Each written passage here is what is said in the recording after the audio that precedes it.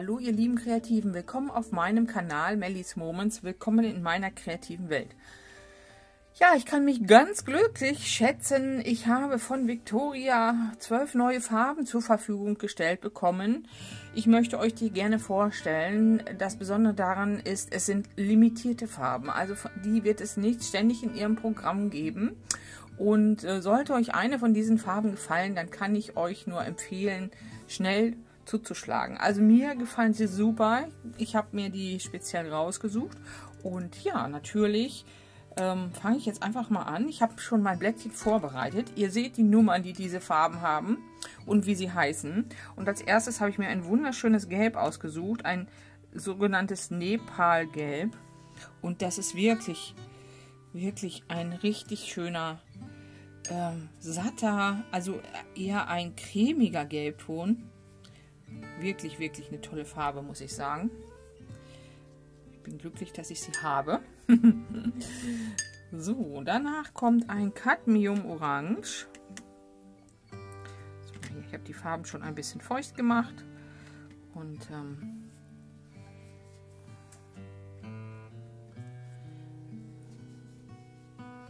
auch ein schöner, warmer Orangeton. Ein Saturnrot.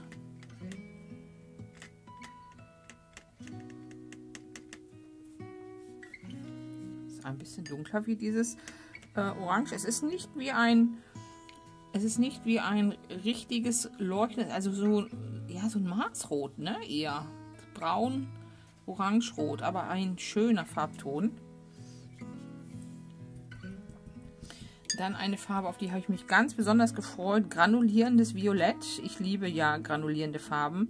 Das ist wirklich hier auch eins, auf das ich mich besonders gefreut habe. Richtig schön. Ich habe mir diesmal 3 Violetttöne ausgesucht. Der nächste Frühling kommt.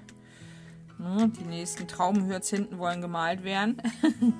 So, ein Kobaltviolett.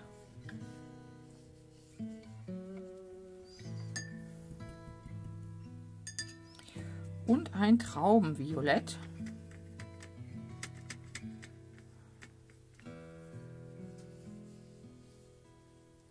Das Kobaltviolett ist mehr wie so ein klassischer Milka-Farbton.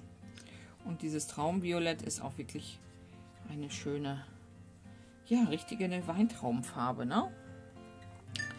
Spiegelt leider ein bisschen, aber so könnt ihr es ganz gut sehen. Wird gleich noch besser werden, sobald... Kann ich das Licht ein bisschen wegdrehen? Ja, so ist es vielleicht besser für euch. So, dann haben wir Hellviolett-Grau.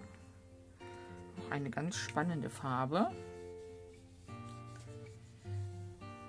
Ich mag ja so diese leicht dreckigen Farbtöne. Auch das kommt mir vor, als ob es so ein bisschen eventuell granuliert. Also hier bei dem Violett sieht man es schon, ganz toll. Dann haben wir ein ganz klassisches Payne's Grau, auch immer wieder eine gern gesehene Farbe.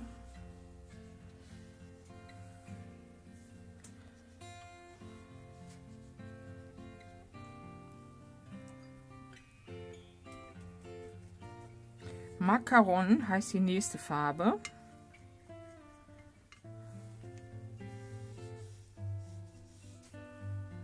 So ein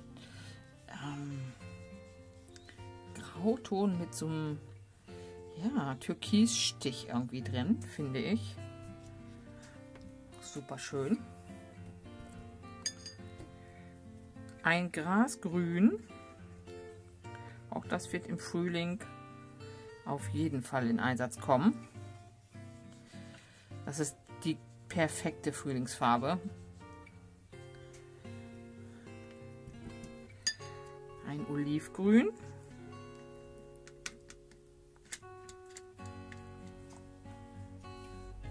Auch das super. Ja, also es sind so natürliche Grüntöne, nicht so dieses so quietschegrün, was man manchmal in den Farbkästen hat, was eigentlich in der Natur gar nicht vorkommt. Und zu guter Letzt haben wir hier noch ein grünes Umber. Auch das ist ein richtig schöner natürlicher Farbton, ein Grünton. Also der nächste Frühling kann kommen. Super. So, die neuen Farben. Ja, es ist zwar Weihnachtszeit, ja, ich muss mal gucken. Ich kann damit bestimmt auch noch was zaubern. Ich lasse das jetzt mal trocknen und melde mich dann später mit einer kleinen Weihnachtszauberei aus diesen Farben. So, ich habe mir 2 Kartenabschnitte mit Washi-Tape hier aufgeklebt und ich habe mich dazu entschlossen, euch nochmal eine ganz einfache Möglichkeit zu zeigen, Weihnachtskarten zu machen. Und zwar ganz wunderbare Tannenbäume nochmal mit ein bisschen Dudelei und Kritzelei. Ich habe mich dazu entschlossen, für die eine Karte die eine Seite des Farbkastens zu verwenden und für die zweite Karte die andere Seite des Farbkastens. Also hier kommen jetzt die Gelb-, Orange- und Lila-Töne in Einsatz und in der zweiten Karte kommen gleich die Grün- und Rauchblau- und Grautöne in Einsatz. Ja, ich setze hier einfach Streifen und die können gerne mal ineinander laufen. Das ist bei dieser Karte sehr stark passiert. Da habe ich ein bisschen zu viel Flüssigkeit im Pinsel gehabt. Nichtsdestotrotz wird die hinterher einfach trotzdem schön. Also macht euch keinen Kopf, wenn sowas passiert. Man kann aus allem noch ein bisschen was zaubern. Es wird immer irgendwie gut. Und wie, das seht ihr gleich bei mir. Ja, hier ist der zweite Teil und jetzt kommt die vordere Reihe der Farben dran. Die sind ein bisschen gedeckter, sind ein bisschen zurückhaltender, nicht so leuchtend. Das macht ja auch nicht jeder, diese knalligen Farben. Und hier setze ich auch Streifen und diese Streifen haben ein bisschen mehr Lücke dazwischen.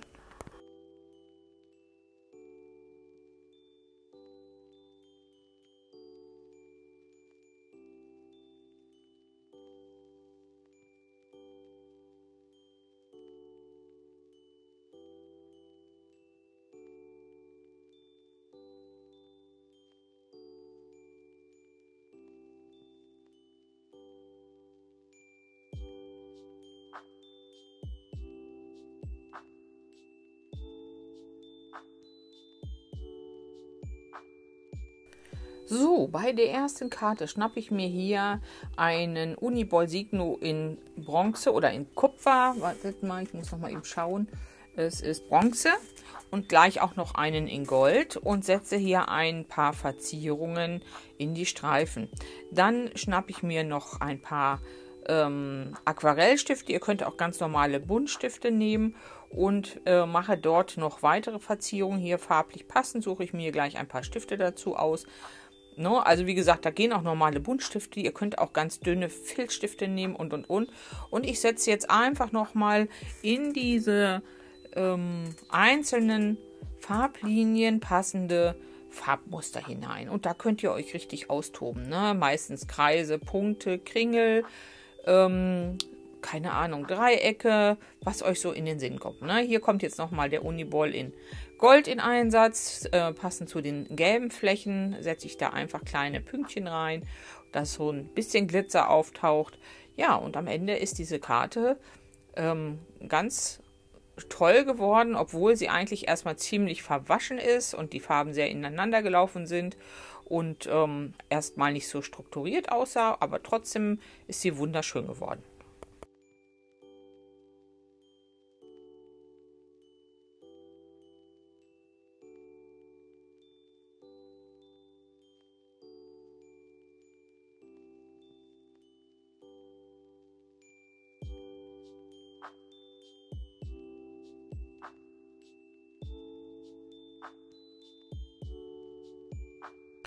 Ich habe schon mal ein Video mit dieser Art von Karten gemacht. Ich verlinke euch das gerne unten in der Videobeschreibung. Da könnt ihr auch noch mal reinschauen. Gerne. Sie sind auch so in dieser Art gemacht und es ist ja auch noch mal schön, ja, eine andere Farbgeschichte zu sehen, ein paar andere Muster zu sehen.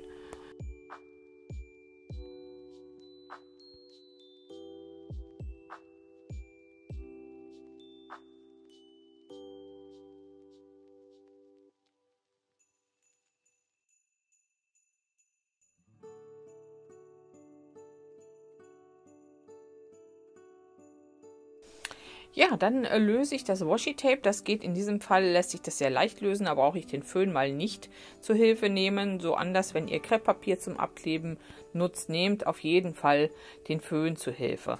Und in diesem Fall werde ich tatsächlich dann mal eins meiner kleinen Hilfsmittel nehmen, um die Ränder von diesen Rohling ein bisschen abzurunden. Ich habe da verschiedene Stanzen und diese Stanze hat 3 verschiedene Kurven und damit kriegt man wunderbar die Ecken von der Karte richtig schön abgerundet.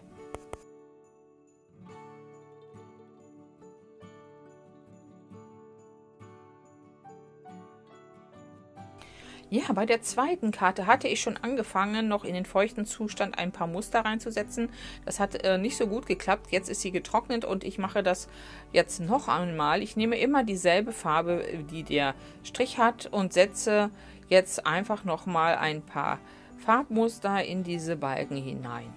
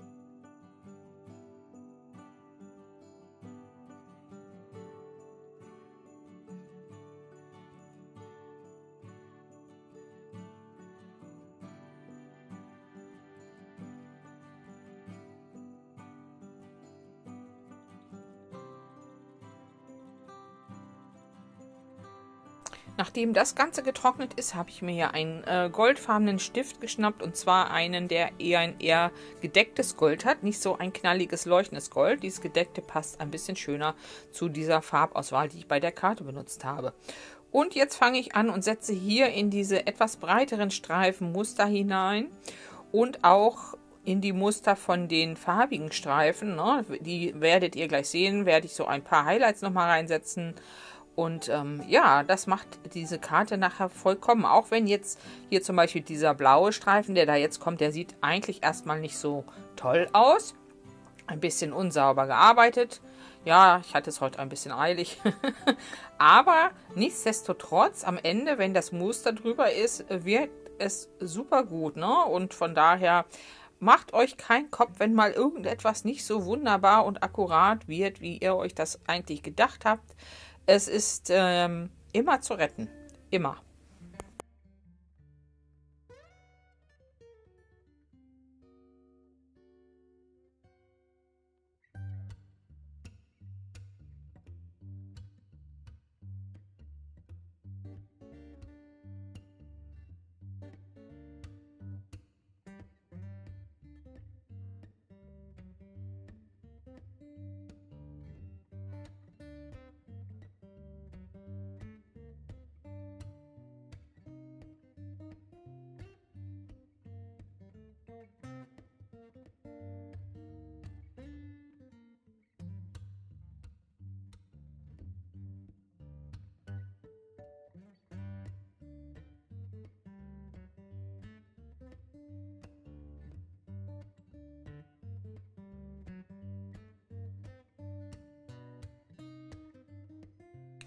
Ja, und hier seht ihr jetzt nochmal den magischen Moment, wenn man das Klebeband abzieht. Und die Karten werden eigentlich immer gut.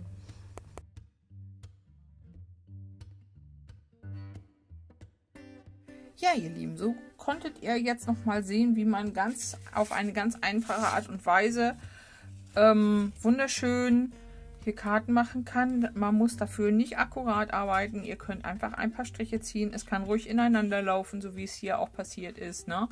Oder ihr lasst ein bisschen mehr Abstand und verziert das noch ordentlich mit Mustern dazwischen. Und ja, das sind doch wunderschöne Karten geworden mit den neuen Farben. Ich hoffe, euch gefallen die genauso wie mir. Ich bin da ganz begeistert von diesen Farbtönen. Ich mag das granulierende Violett besonders gerne. Dieses hellviolett-grau ist toll.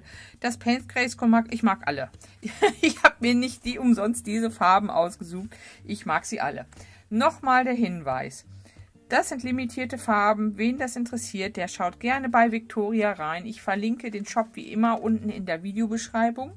Und am Ende möchte ich einfach nochmal ein kleines Dankeschön auch für all die aussprechen, die ab und zu mir eine kleine Spende hinterlassen. Es hilft mir ungemein weiter, denn Materialien sind teuer. Aquarellpapier ist teuer. Umschläge, sowas kostet immer Geld. Die Farben bekomme ich zum Glück ganz oft gesponsert. Aber ihr wisst selber, ne, Papier ist richtig kostbar. Und ich freue mich über jede kleine Spende, die da von euch immer mal eintrudelt. Ja, ich denke, das wird das letzte Video vor Weihnachten sein. Ich weiß nicht, ob ich nochmal schaffe, mich hinzusetzen. Mal schauen, ich weiß es noch nicht. Ich hoffe, ihr hattet viel Spaß, so viel Spaß wie ich mit meinen neuen Farben. Wünsche euch schöne Weihnachtstage und verbleibe bis zum nächsten Video. Macht es gut, eure Melanie. Und natürlich würde ich mich freuen, wenn ihr mir einen Daumen da lasst oder meinen Kanal abonniert, wenn ihr es noch nicht getan habt. Wir sehen uns, macht es gut.